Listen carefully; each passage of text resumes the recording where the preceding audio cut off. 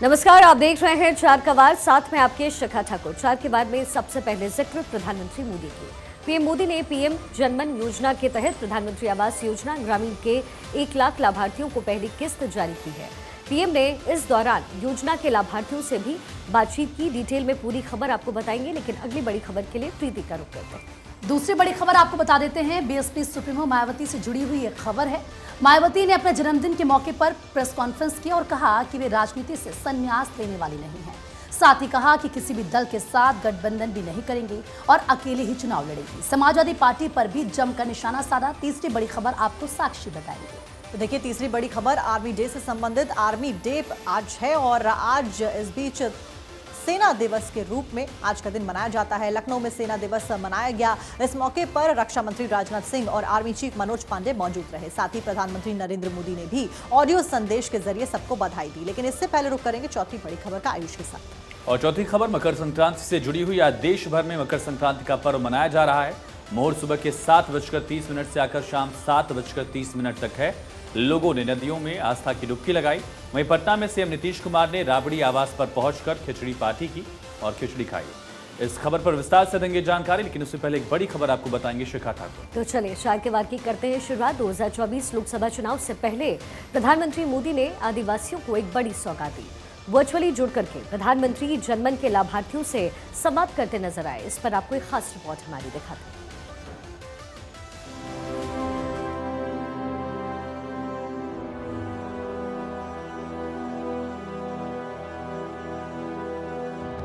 आदिवासी लोगों का कल्याण करना, दुर्गम इलाकों का विकास, प्रधानमंत्री मोदी का यही संकल्प है और पीएम मोदी इसको पूरा कर भी रहे हैं। हिंदी पट्टी के राज्यों में बीजेपी की जीत का श्रेय पीएम मोदी की इसी गारंटी को जाता है। प्रधानमंत्री मोदी ने गुमला के विष्णुपुर और खूंटी के अड़की प्रखंड के विलुप्तप्राय जनजाति समूह के लोगों से वर्चुअली संवाद किया। इस दौरान पीएम जनमन योजना के 1 लाख लाभार्थियों को पहली किस्त पीएम मोदी ने जारी की और लाभार्थी भी संवाद से खुश नजर आए। ललिता जी, आपके पक्के घर का सपना पूरा होने जा रहा है। मैं आपको बधाई देता हूं। आज आपको पहली किस्त भी मिलने जा रही है। कभी सोचा था कि सरकार आपके घर आकर आपकी इस तरह मदद करेगी? माननीय प्रधानमंत्री जी, मैं इसके लिए आपका धन्यवाद करना चाहूंगी जो आपने हमारे पिछड़े आदिवासी, शहरी आदिवासियों के बारे में इतना सोचा और ये जनमन योजना जो चालू की थी, जिसमें आपने सारी योजनाओं को उनको लाभ दे दिया और इससे हम बहुत खुश हैं। बहुत धन्यवाद आपका जो आपने हमारे बारे में इतना सोचा। प्रधानमंत्री मोदी ने 2 महीने पहले 15 नवंबर को बिरसा मुंडा की जन्मभूमि खूंटी के उलीहातू से भी देश भर के विशेष रूप से कमजोर जनजाति समूहों यानी कि पीवीटीजी के लिए 24,000 करोड़ रुपए की पीएम जनजाति आदिवासी न्याय महाअभियान पीएम जनमन योजना की शुरुआत की थी। इस योजना का उद्देश्य पीवीटीजी परिवारों और बस्तियों को सुरक्षित आवास, स्वच्छ पेयजल, स्वच्छता जैसी बुनियादी सुविधाएं उपलब्ध कराने के साथ ही शिक्षा, स्वास्थ्य, पोषण, बिजली, सड़क और दूरसंचार कनेक्टिविटी और स्थायी आजीविका के अवसरों तक बेहतर पहुंच स्थापित करके उनकी सामाजिक और आर्थिक स्थिति में सुधार लाना है। क्या है पीएम जनमन योजना? प्रधानमंत्री जनहित आदिवासी न्याय महाअभियान।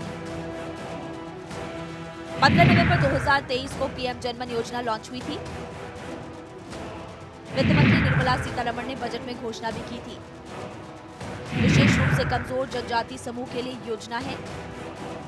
आवास, पेयजल, शिक्षा, पोषण, सड़क, दूरसंचार, आजीविका लक्ष्य। अगले 3 साल में 15,000 करोड़ रुपए खर्च होंगे। पीएम जनमन योजना का कुल बजट 24,140 करोड़ रुपए है। केंद्र का हिस्सा 15,336 और राज्यों का 8,768 करोड़। 9 मंत्रालयों के 11 परियोजनाओं का सीधा सीधा लाभ इन लोगों को मिलेगा। अभी 9 मंत्रालयों से 4700 करोड़ के प्रोजेक्ट्स की मंजूरी मिल चुकी है। पिछले 2 महीनों में 916 आंगनबाड़ी केंद्रों को मंजूरी मिली और 12 लाख प्रति केंद्र के बजट से 816 केंद्र तैयार भी हो चुके हैं। 2026 तक 126 करोड़ की लागत से 2500 केंद्र बनेंगे और 34 करोड़ के बजट से 1000 मेडिकल मोबाइल यूनिट भी बनेंगे और 2026 तक वंचित गांवों में मोबाइल टावर्स भी लगाने का टारगेट है। देखिए, अभी कुछ दिनों के बाद 22 जनवरी को रामलला भी अपने भव्य और दिव्य मंदिर में हमें दर्शन देंगे। और मेरा सौभाग्य है कि मुझे अयोध्या में बन रहे राम मंदिर की प्राण प्रतिष्ठा में बुलाया है, तो ये आप सबके आशीर्वाद से ऐसा सौभाग्य मिलता है। सहरिया जनजाति के लोग आजादी के 75 साल बीतने के बाद भी मूलभूत सुविधाओं से वंचित हैं। इस समुदाय के लोग कुपोषण के साथ ही एनीमिया से भी जूझते हैं और इस योजना से 11 मूलभूत सुविधाएं मिलेगी, जिसके लिए 24,000 करोड़ रुपए आवंटित किए जा चुके हैं और इसका 9 मंत्रालयों से सीधा संबंध भी है। जाहिर तौर पर पीएम मोदी ने जो वादा किया था वो पूरा किया और इसलिए पीएम मोदी पर लोगों को भरोसा है भी। ब्यूरो रिपोर्ट, हाट 24। तो चलिए आगे बढ़ते हैं। हर साल देश में 15 जनवरी का दिन थल सेना दिवस के तौर पर मनाया जाता है और इस बार भारतीय सेना अपना 76वां आर्मी डे मना रही है।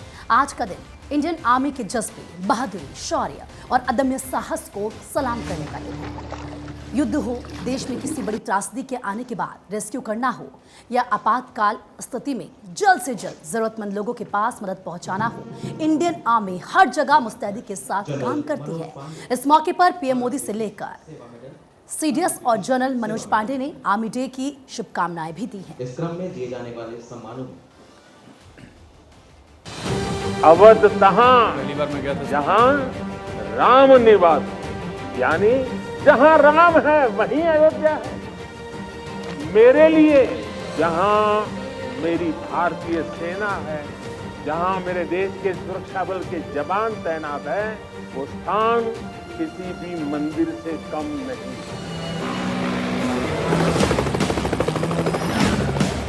हमारे जवानों ने हमेशा साबित किया है कि सीमा पर वो देश की सबसे सशक्त दीवार है।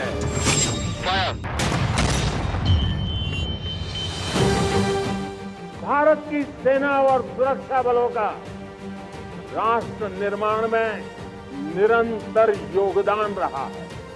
भूकंप जैसी आपदाओं में, सुनामी जैसे हालातों में समंदर से लड़कर जिंदगियां बचाने वाले जांबाज, अंतर्राष्ट्रीय शांति मिशन में भारत का वैश्विक कद बढ़ाने वाली सेनाएं और सुरक्षा बल, ऐसा कौन सा संकट है जिसका समाधान हमारे वीरों ने नहीं दिया है।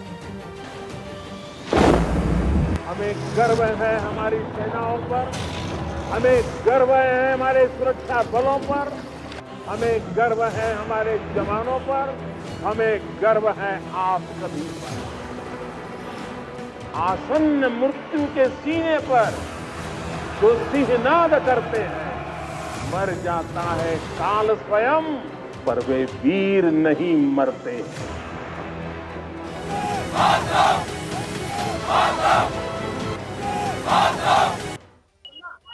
भारतीय वायुसेना का शानदार कार्यक्रम यहाँ मुंबई के समुद्री जो है आसमान पर देखने को मिला, जहाँ पर आप देख पा रहे हैं कि बड़ी संख्या में लोग यहाँ मौजूद हैं। हर किसी के मन में एक ही बात थी कि एयरफोर्स की जो संकल्पना है, एयरफोर्स की जो दृढ़ता है, जो पावर है, जो शक्ति है, वो किस तरह से आसमान में दिखाई दी। आपको तस्वीरें में जहां भी देखेंगे वहां पर तमाम दर्शक आपको दिखाई देंगे। खास बात यह है कि 2 दिन तक चलने वाले इस कार्यक्रम में लाखों लोगों ने भाग लिया और हर किसी के मन में एक ही बात कि एयरफोर्स का जो शानदार कारनामा रहा, शानदार शो रहा, वो कैसा लगा।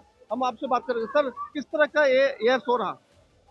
काफ़ी अच्छा था एयर शो, और ये यहाँ पे हमने सूर्य किरण का भी शो देखा, सुखोई का शो देखा, और ये एयरफोर्स आउटरीच प्रोग्राम के तहत हुआ था, जो कि काफ़ी इंथुजियाज्म बिल्ड करेगा यंगस्टर्स में टू ज्वाइन इंडियन एयरफोर्स।